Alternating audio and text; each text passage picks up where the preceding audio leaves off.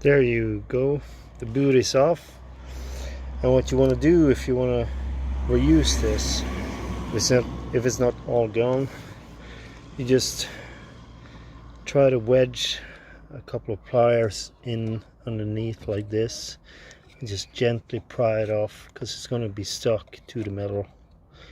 You see here, this is where the circlip goes on. So the boot goes over here, the circlip goes here.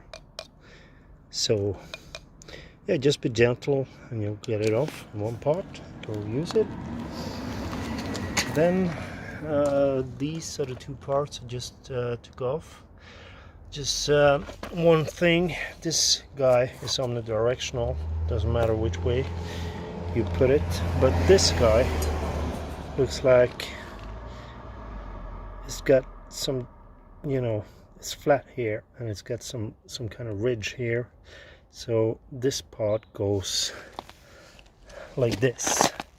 When you put it on again, this guy goes innermost like that.